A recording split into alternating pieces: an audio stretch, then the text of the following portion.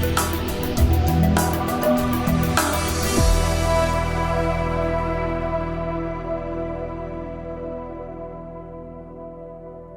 good day. My name is Elfreda. I'm the Client Portfolio Manager at Alphinity Investment Management.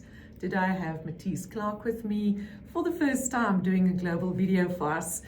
She's one of the analysts in our global team. And today we will be talking a bit about Matisse's latest trip to Europe. So Matisse, as a starting point, tell us, where did you go and who did you see there?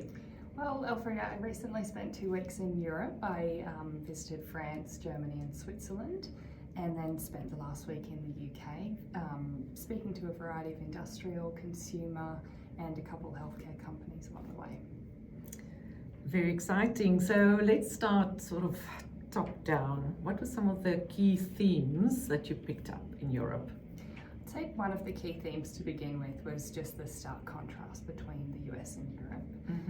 Definitely noticed that the volatility and political uncertainty in US is playing out and causing a difference between European countries, companies and countries who are also seeing green shoots both in residential and non-residential segments. The other part was supply chains look resilient in light of tariffs and that uncertainty. Most companies were confident in putting through pricing increases and or shifting supply chains as needed. And then I'd say the last thing was digital, with a lot of these European companies embarking on a digital shift, moving to the cloud, most notably with SAP.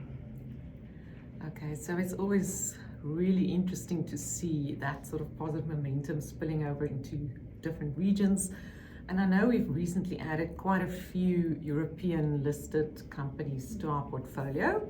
Can you tell us some of the sort of feedback that you would give us on companies that we either own or that you could potentially be excited about following this trip? I think probably starting with CRH. Whilst I didn't speak to the company directly on the trip, I spoke to a few of its peers who operate mostly in Europe. That was Heidelberg and Holcim.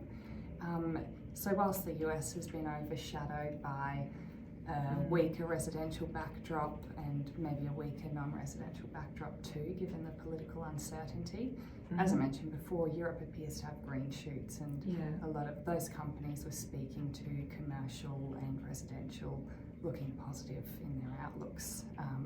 The other company I'd call out was Schneider. I spoke to a few industrial companies, including Schneider, and that demand wave that they're seeing from data centers and AI was very clear and strong. In terms of new ideas, there's always a long list coming back from the trips, but to name a few, there was Ferrovial. I met with Adidas and did a headquarters tour with them, and the other one was EssilorLuxottica that we're actively working on. Fantastic. Well, thank you very much. And for a note on the global team's recent international trips, please visit us on alphinity.com.au in our insights section. Thank you.